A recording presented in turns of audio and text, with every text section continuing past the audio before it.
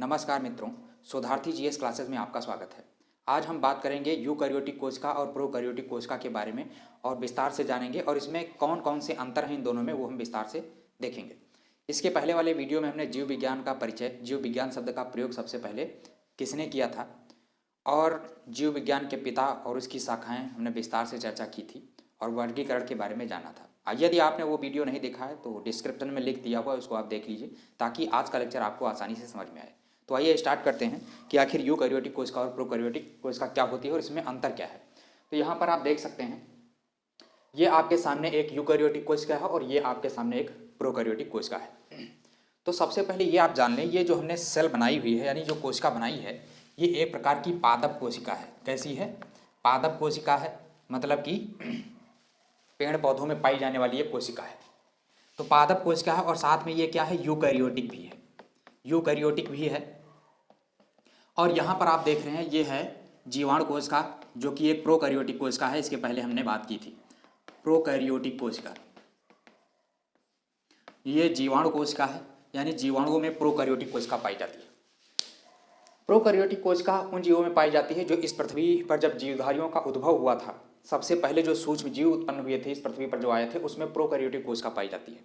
उसके बाद में एक कोशिकीय सरल जीवों से धीरे धीरे बहुकोशिकीय जटिल जीवों का निर्माण हुआ, आविर्भाव हुआ। तो यहाँ पर यदि हम देखें तो साफ अंतर दिखाई दे रहा है कि जो पहले की कोशिका है वो कम विकसित है, उसमें बहुत सारे कोशिकांग हैं ही नहीं। और ये बाद में जो कोशिका आई, धीरे धीरे जब जैव विविधता बढ़ती गई, जीवों के विकास के क्रम में देखा गया कि कोशिका में विकास हुआ, कोशिका के अन्य अंगों का भी विकास हो गया, तो उसको क्या कहा गया? यूकैरियोटिक कोशिका कहा गया। अब एक सीधा सा उदाहरण हम ले सकते हैं कि जैसे मान लीजिए जो पहले मोबाइल चले थे तो केवल एक सादा सा मोबाइल आता था। उसके पहले की अगर बात करें तो टेलीफोन से बात होती थी, पेजर वगैरह हुआ करते थे। इस तरीके से ईमेल वगैरह भेजने के लिए कुछ यंत्र हुआ करते थे, जो कि जैसा कि आप जानते हैं या सुना होगा। तो उसी तरीके से यदि हम मोबाइल को देखें तो मोबाइल सबसे पहले एक सादा सा मोबाइल आता था जिसमें केवल बात होती थी, उसमें कैमरा भी नहीं होता था, कोई फैसिलिटी नहीं थी, बस केवल बात हो जाती थी। उसके बाद धीरे धीरे क्या हुआ, उस मोबाइल में क्या हुआ, धीरे धीरे विकास होते होते क्या हुआ, आज जो हम मोबाइल देख रहे हैं जिसमें सारी फैसिलिटी मौजूद हैं, जैसा कि आप जानते हैं, बताने की आवश्यकता नहीं है। वैसे ही जो सबसे पहली कोशिका थी तो उसमें देखिए बहुत सारे कोशिकांगों का अभाव था। और आगे चल करके जब यूकैरियोटिक कोशिका एक विकसित कोशिका होती है जिसमें सभी कोशिकांग पाए जा रहे हैं, तो आइए देखते हैं एक एक कोशिका के अंगों के बारे में जानकारी प्राप्त करते हैं। तो ये आप देख रहे हैं, ये है सेल वॉल, कोशिका भित्ति। ये कौन सी है? ये क्या है?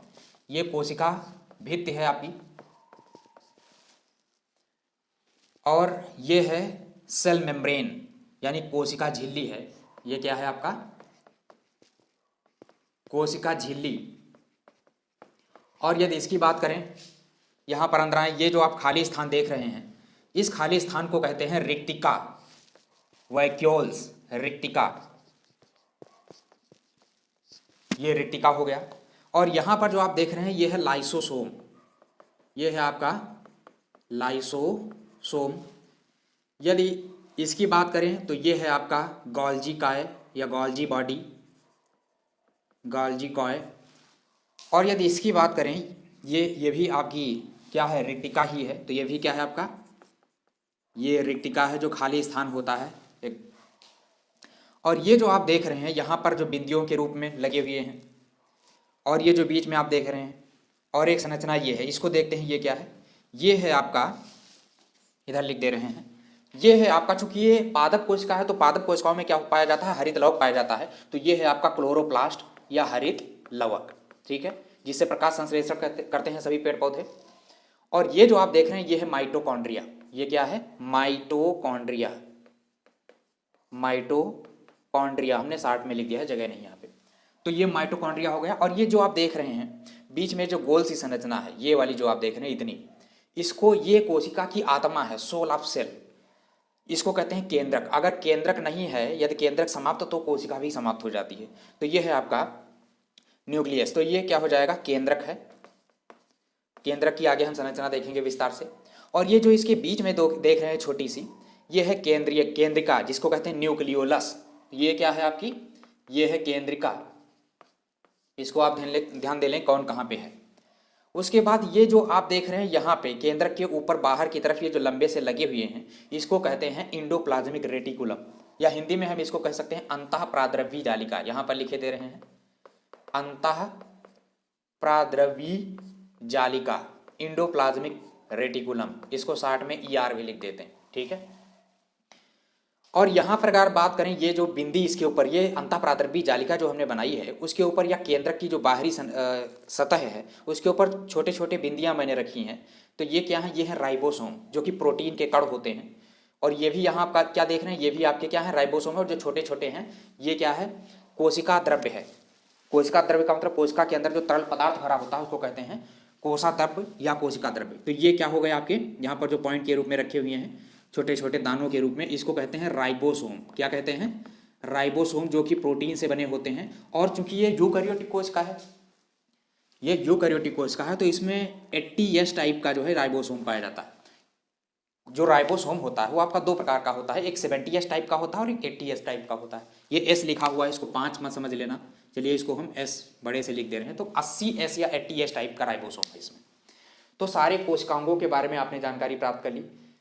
ये जो रेसे टाइप में दिख रहा है ये वास्तव में आपका DNA है। ज़्यादातर जो DNA होता है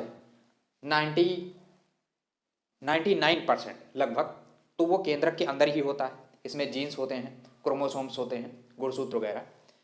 और बाकी का जो शेष बचा होता है जो DNA है वो आपका माइटोकॉन्ड्रिया में पाया जाता है, बहुत थोड़ा सा। लेकिन जब भी आपसे पूछा जाए कि केंद्रक के अलावा और कहाँ पर DNA पाया जाता है तो आपका उत्तर हो जाएगा माइटोकॉन्ड्रिया में, ठीक है। तो गुणसूत्र, अब चूंकि यहाँ पर DNA है तो गुणसूत्र भी होगा, यहाँ पर थोड़ी मात्रा में गुणसूत्र है, तो चाहे आपसे DNA पूछे या गुणसूत्र पूछे, ठीक है। तो केंद्रक में तो पाया ही जाएगा, अधिकांशतः इसी में पाया जाता है। और अगर कहे कि जो है केंद्रक के अलावा और कहाँ पाया जाता है तो उत्तर क्या होगा आपका माइटोकॉन्ड्रिया। बाकी हम विस्तार से आगे देखेंगे कि कोशिका भित्ति क्या होती है ना, जीवों में कोशिका भित्ति पाई जाती है कि नहीं पाई जाती है ना, जीव कोशिका यानी पादप कोशिका और जंतु कोशिका में अंतर देखेंगे, तो वो सारी चीज़ें हम देखेंगे।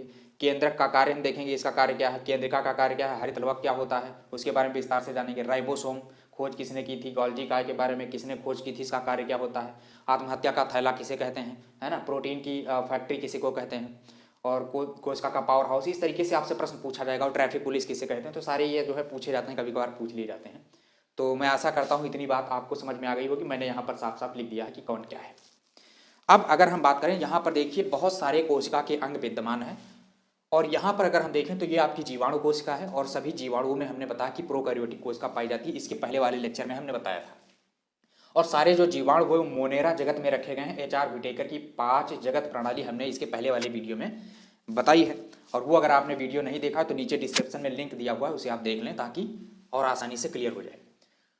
अब इसको अगर हम देखें तो यहाँ पर आप देख रहे हैं ये तो सेल वाल है ही, मतलब कोशिका दीवार या कोशिका भित्ति कह लो। तो ये हो गया आपका कोशिका भित्ति। और यहाँ पर जो आप देख रहे हैं ये है प्लाज्मिड्स। ये क्या है, ये प्रोकैरियोटिक कोशिका में पाया जाने वाला एक विशेष प्रकार का अंग होता है। तो प्लाज्मिड्स है ये, तो ये प्लाज्मिड्स हो गया। और यहाँ पर आप देख रहे हैं ये है कसाब। कसाब इसको फ्लैजिला बोलते हैं। तो ये कसाब है, कसाब नहीं है, कसाब इसको पढ़ेंगे, ठीक है। तो ये हो गया। और बाकी चूंकि कोशिका है तो कोशिका में कोशिका द्रव्य होगा। तो यहाँ पर हम लिखेंगे ये जो छोटा छोटा आप देख रहे हैं ये कोशा द्रव्य है, कोशा द्रव्य। और ये बिंदी के रूप में चलिए यहाँ दिखाई दे रहे हैं, यहाँ पर राइबोसोम भी है। क्या है, राइबोसोम है, यहाँ पर ध्यान देना, ये राइबोसोम है। और लेकिन यहाँ पर जो राइबोसोम पाया जा रहा है, यहाँ पर आपने देखा कि 80S टाइप का, 80S प्रकार का पाया जा रहा है। लेकिन यहाँ पर जो कोशिका है वो 70S टाइप का पाया जा रहा है। ये अंतर अभी आपसे पूछा जाएगा या इसके आगे अभी हम देखेंगे तो कैसे करना है भी देखेंगे। और ये जो आप देख रहे हैं ये है DNA। तो ये सीधी सी बात है, कोशिका है तो DNA तो होगा ही इसमें, लेकिन वो पूर्ण विकसित नहीं है। अब यहाँ पर ये जो देख रहे हैं ये DNA, और ये जो गोल सा हिस्सा देख रहे हैं ये है आपका न्यूक्लियाई। मतलब ये न्यूक्लियस नहीं है, केंद्रक जैसा ही होता है लेकिन वो अविकसित केंद्रक होता है। तो हम यहाँ पर लिख सकते हैं ये केंद्रक ना होकर के केंद्रिक होता है, जो कि एक प्रकार से अविकसित होता है। क्योंकि प्रोकैरियोटिक कोशिका में ये जो कोशिकांग आप देख रहे हैं इतने जो हमने लिखे हैं वो सब अविकसित है। अब मेन चीज़ ये है कि आपसे प्रश्न पूछा जाएगा कि बताइए कि यूकैरियोटिक कोशिका और प्रोकैरियोटिक कोशिका में क्या अंतर है। या मान लीजिए इसको ऑब्जेक्टिव में पूछना होगा, बहुविकल्पी में पूछना होगा तो आपसे प्रश्न पूछ देगा निम्नलिखित में से यूकैरियोटिक कोशिका में कौन सा कोशिकांग नहीं पाया जाता है या अनुपस्थित होता है, या प्रोकैरियोटिक कोशिका में कौन सा कोशिकांग उपस्थित होता है या अनुपस्थित होता है। किसी तरीके से प्रश्न घुमा करके पूछा जा सकता है। तो आइए देखते हैं। अब अंतर अगर आपसे कहा जाए तो एक तरफ आप लिखेंगे पादप कोशिका यानी कि यूकैरियोटिक कोशिका और दूसरी तरफ है प्रोकैरियोटिक कोशिका। अंतर यूकैरियोटिक कोशिका और प्रोकैरियोटिक कोशिका में अंतर अगर आपसे कहे तो सबसे पहला आप क्या कहोगे? देखो, पहली बात तो आप ये कहेंगे कि जो यूकैरियोटिक कोशिका है एक पूर्ण विकसित कोशिका होती है और जो प्रोकैरियोटिक कोशिका है वो एक प्रकार की अविकसित कोशिका होती है। इसमें देखो क्या क्या है। अब दूसरा पॉइंट क्या लिखेंगे? सबसे पहली बात यहाँ पर देखिए, जो राइबोसोम है तो आप यूकैरियोटिक कोशिका में लिखेंगे इसमें 80S टाइप का राइबोसोम पाया जाता है, और यहाँ पर क्या लिखेंगे? इसमें 70S या 70S टाइप का राइबोसोम पाया जा रहा है। दूसरे यहाँ पर और देखिए, यहाँ पर माइटोकॉन्ड्रिया पाया जा रहा है, तो इसमें क्या लिखेंगे यूकैरियोटिक कोशिका में? यूकैरियोटिक कोशिका में माइटोकॉन्ड्रिया पाया जाता है और प्रोकैरियोटिक कोशिका में माइटोकॉन्ड्रिया नहीं पाया जाता है। आप यहाँ पर देख सकते हैं कहीं पर भी माइटोकॉन्ड्रिया नहीं है। ठीक है, राइबोसोम है, कोशिका भित्ति है, वो भी अविकसित केंद्रक है, वो भी केंद्रक कहलाया नहीं जाएगा, केंद्रक जैसा ही होता है लेकिन पूर्ण विकसित नहीं होता है। बाकी आप देख रहे हैं कुछ भी इसमें मेल नहीं खाता है, आप अंतर आसानी से लिख सकते हैं। अगला अंतर अगर आपको लिखना हो तो इसमें एक विकसित प्रकार का केंद्रक पाया जाता है, इसमें केंद्रक विकसित प्रकार का केंद्रक नहीं होता है। इसमें केंद्रिका पाई जाती है और इसमें केंद्रिका नहीं पाई जाती है। आप कहीं भी देख रहे हैं कि नहीं है इसमें केंद्रिका। दूसरा और अंतर क्या लिख सकते हैं? इसमें लाइसोसोम पाया जाता है, इसमें लाइसोसोम नहीं पाया जाता है। अंतः प्रादर्भी जालिका इसमें पाई जा रही है और इसमें नहीं पाई जा रही है। गाल्जी काय जो है इसमें पाया जा रहा है और इसमें नहीं पाया जा रहा है। तो ये बहुत सारे अंतर आप लिख सकते हैं, यहाँ तो 50 अंतर हो गए। एक अलग से एक और अंतर बता दूं, इसमें जो आपका प्रोकैरियोटिक कोशिका है इसमें प्रोटीन पाई जाती है जिसको कहते हैं हिस्टोन प्रोटीन।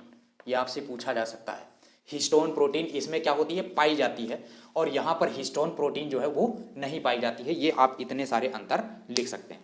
तो ये 10-12 अंतर हो गए। यहाँ पर केंद्र पाया जा रहा है, नहीं पाया जा रहा, केंद्रिका पाई जा रही है, नहीं पाई जा रही, गाल्जिका पाया जा रहा, नहीं पाया जा रहा, 80S टाइप का पाया जा रहा है, यहाँ पर राइबोसोम 70S टाइप का पाया जा रहा है। ठीक है, तो इस तरीके से आपने जाना कि जो है कि यूकैरियोटिक कोशिका और प्रोकैरियोटिक कोशिका क्या होती है और इन सब में जो है क्या अंतर होता है।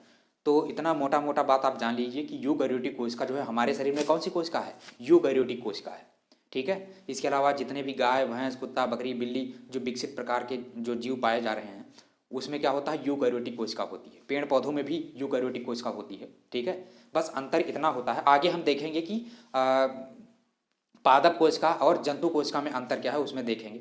जाहिर सी बात है अगर अंतर लिखने की बात आ जाएगी तो ये जो आपका पादप कोशिका है उसमें कोशिका भित्ति पाई जाती है और जंतु कोशिका में कोशिका भित्ति नहीं पाई जाती, देखेंगे हम। और इसके अलावा और जानेंगे कि इसमें तारक पाया जाता है, तारक नहीं पाया जाता है। तो ये सारी बातें बाद में बात करेंगे जब हमें पूरा विस्तार से चर्चा कर लेंगे कि कोशिका झिल्ली क्या होती है, कोशिका झिल्ली का काम क्या होता है, राइबोसोम क्या होता है और कितने टाइप का होता है, रिक्तिका का काम क्या होता है, केंद्रक का काम क्या होता है, केंद्रक की खोज किसने की। तो चूंकि बात कोशिका की चली है तो इतना आप जान लें कि कोशिका की अगर परिभाषा जाते जाते देख लो, क्योंकि कोशिका तो हमने बता दिया, अंतर बता दिया, लेकिन कोशिका क्या है ये भी आप जान लें कि जीवन की सबसे छोटी इकाई को कोशिका कहते हैं। इतना आप जान लें, बिना कोशिका के जीवन संभव नहीं है। बहुत लाखों करोड़ों अरबों खरबों में कोशिकाएं मिल करके पूरा हमारा शरीर बना हुआ है। और यदि पूछे कि कोशिका की खोज किसने की, तो कोशिका की खोज जो है रॉबर्ट हुक नामक विद्वान ने की थी। तो किसने किया था? चलिए इतना इसका बाद में हम बता देंगे किसने किया था। रॉबर्ट हुक ने जो है कोशिका की खोज की थी। और आगे चल करके देखेंगे कि कोशिका सिद्धांत किसने दिया और सबसे बड़ी कोशिका कौन सी है, सबसे छोटी कोशिका कौन सी है पृथ्वी पर। ये सब हम विस्तार से जानेंगे, कोशिका को के अंगों को समझेंगे। तो आज के लिए इतना ही रखते हैं। आशा करता हूँ कि ये वीडियो आपको समझ में आया होगा। तो आज के लिए इतना ही। नमस्कार।